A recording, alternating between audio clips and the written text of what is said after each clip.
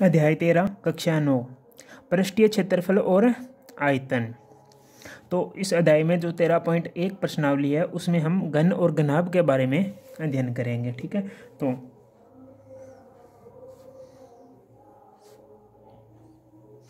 घन की आकृति है घनाभ, जो कि इस प्रकार आकृति होगी घनाभ की।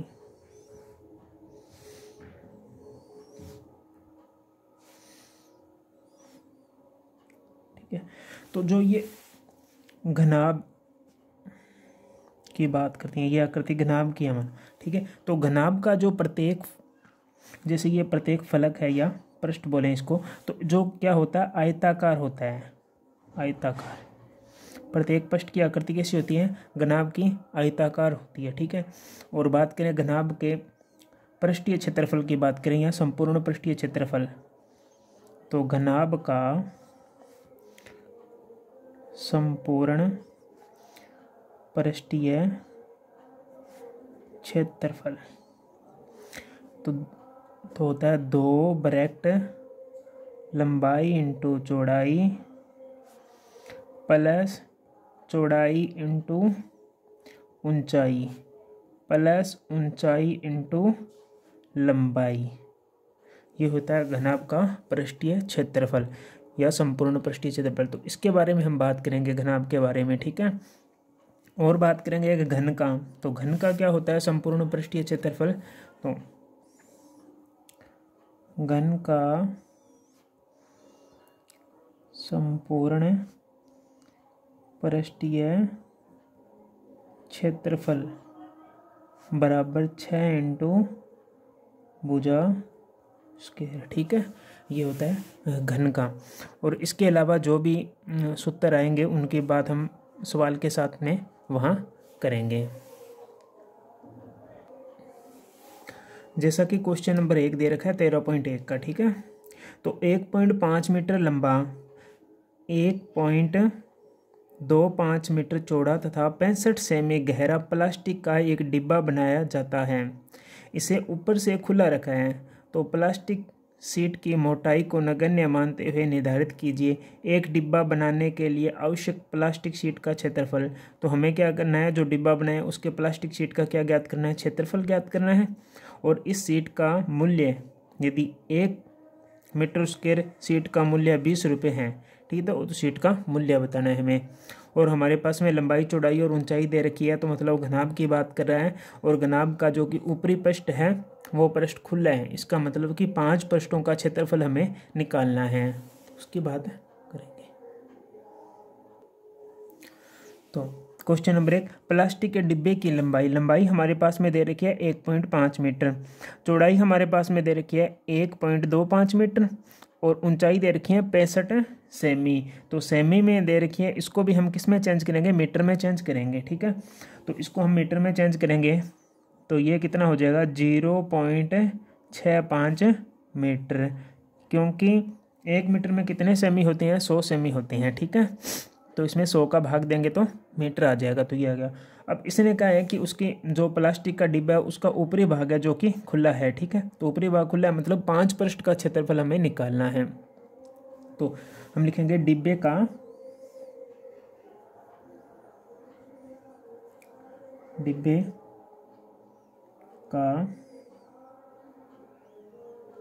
क्षेत्रफल।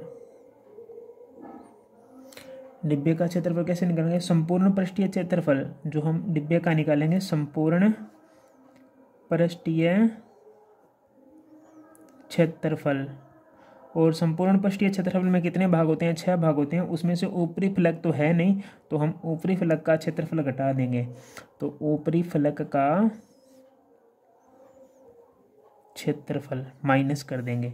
तो संपूर्ण पृष्ठीय क्षेत्रफल का सूत्र क्या था? अभी मैंने बताया था 2 ब्रैकेट लंबाई इंटू चौड़ाई प्लस चौड़ाई इंटू ऊंचाई प्लस ऊंचाई इंटू लंबाई माइनस ऊपरी पृष्ठ। देखो ऊपरी पृष्ठ मैंने अभी बताया था, जो घनाभ का प्रत्येक फलक है किसकी आकृति का होता है? आयताकार आकृति का होता है। तो आयत का क्षेत्रफल क्या होगा?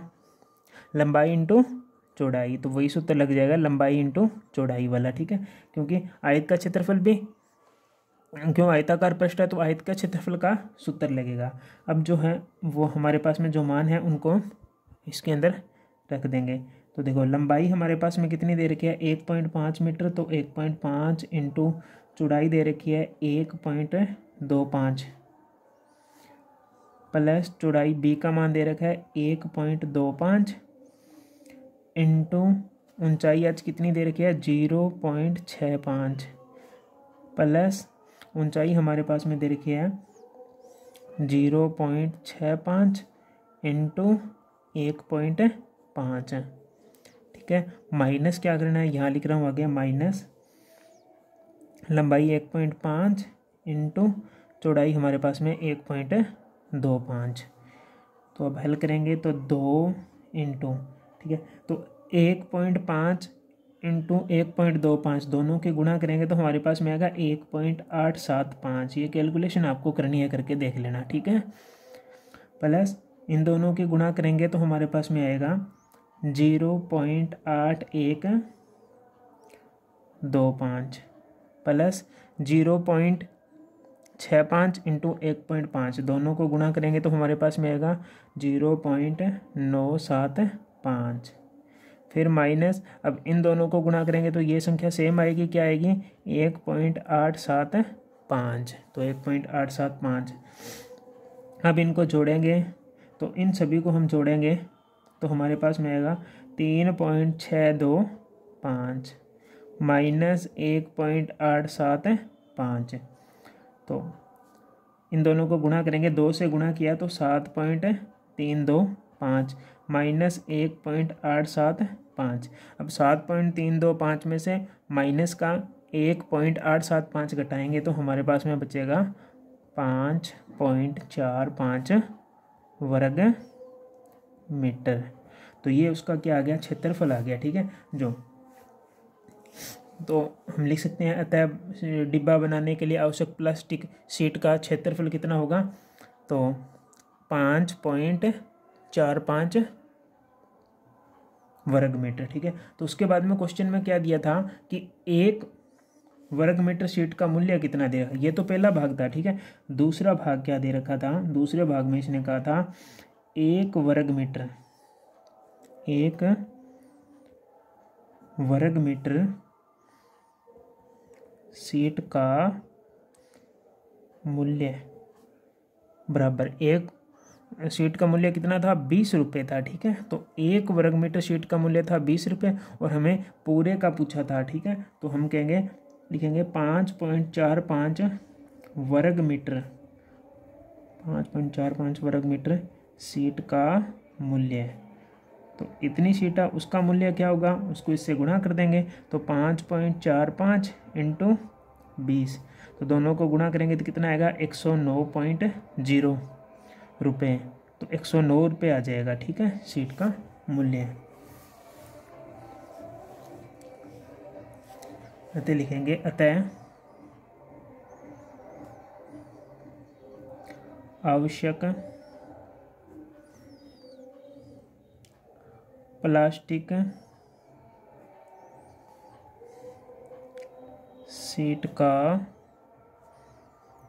मूल्य बराबर 109 रुपये।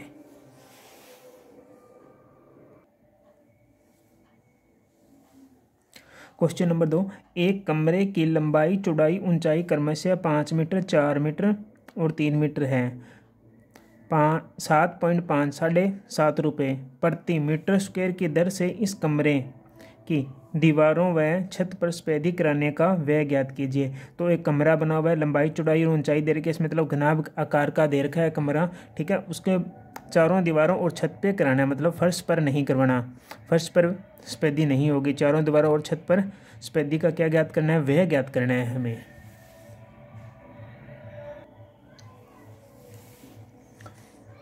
कमरे की लंबाई दे रखी है 5 मीटर, चौड़ाई दे रखी है 4 मीटर और ऊंचाई दे रखी है 3 मीटर।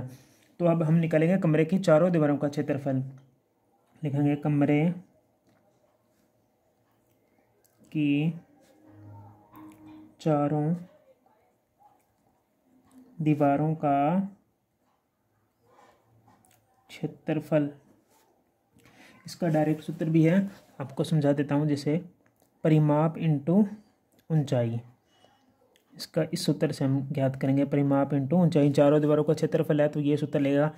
परिमाप क्या है, 2 इंटू लंबाई प्लस चौड़ाई। ये किसका परिमाप है, आयत का परिमाप है। इंटू साथ में क्या लग जाएगी, ऊंचाई। ठीक है, तो आयत का परिमाप इंटू ऊंचाई। सूत्र किसका बन जाएगा, कमरे की चारों दीवारों का क्षेत्रफल, मतलब कि घनाभ की चारों दीवारों का क्षेत्रफल।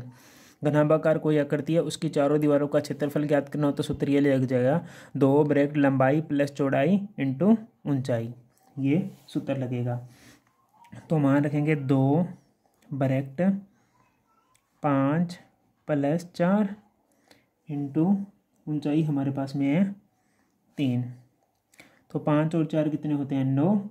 9 को 2 से गुणा किया 18, 18 इंटू 3, 18 को 3 से गुणा किया 18 तिया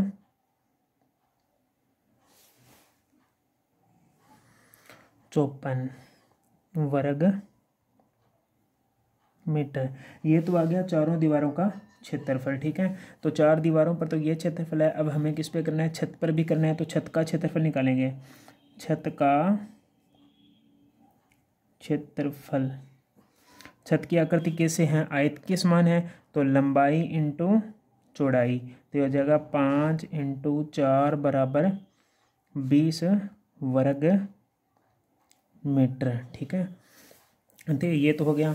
तो चारों दीवारों का आ गया क्षेत्रफल और छत का आ गया, मतलब। ठीक है, तो अब जो सफेदी वाला भाग है उसका कुल क्षेत्रफल, जहाँ पर हमें पेंट करवाना है, या सफेदी का है उसका कुल भाग, तो सफेदी वाले भाग का क्षेत्रफल, मतलब जहाँ पर रंग करवाना उस भाग का क्षेत्रफल क्या हो जाएगा, 54 प्लस 20 बराबर 4 और 7 74 वर्ग मीटर। ये तो हो जाएगा, इतना वो क्षेत्रफल है, 74 वर्ग मीटर क्षेत्रफल है, जहाँ पर हमें क्या करवाना है, रंग करवाना है। ठीक है, अब उस पर रेट बताया उसने, क्या बताया, 1 वर्ग मीटर, 1 वर्ग मीटर, 1 वर्ग मीटर पर सफेदी कराने का व्यय। 1 वर्ग मीटर पर सफेदी कराने का व्यय हमारे पास में दे रखा था 7.5 रुपये, 7.5 रुपये। ठीक है, तो हमें कितने पे सफेदी करानी है, 74 वर्ग मीटर पर, तो हम लिखेंगे 74 वर्ग मीटर, 74 वर्ग मीटर पर सफेदी कराने का व्यय कितना आ जाएगा, 7.5 इंटू 74, तो दोनों के गुणा करेंगे तो आ जाएगा 555 रुपये। तो सफेदी कराने का व्यय कितना आ जाएगा, 555 रुपये। इस क्वेश्चन में क्या करना था, हमें कुल भाग, पहले तो हमने कुल चारों दीवारों का क्षेत्रफल निकाल लिया। ठीक है, तो चारों दीवारों का क्षेत्रफल हमारे पास में 54 आया। फिर छत का क्षेत्रफल निकालिए, क्योंकि छत पर भी रंग करवाना था, उसका आया 20, दोनों को जोड़ दिया, कितना आया, 74 आ गया। सफेदी वाले भाग का क्षेत्रफल मतलब 74 वर्ग मीटर भाग पर हमें क्या करवानी है, सफेदी करवानी है। ठीक है, तो उसके बाद में हमें क्वेश्चन में दिया था कि 1 वर्ग मीटर पर सफेदी कराने का व्यय कितना था, 7.5 रुपये था 1 वर्ग मीटर पर। ठीक है, तो हमारे पास में कुल भाग कितना आ गया, 74 वर्ग मीटर आ गया। तो 74 वर्ग मीटर पर हम सफेदी कराएंगे तो उसका व्यय क्या हो जाएगा, 7.5 इंटू 74, तो दोनों को गुणा करेंगे तो कितना आएगा, 555 रुपये।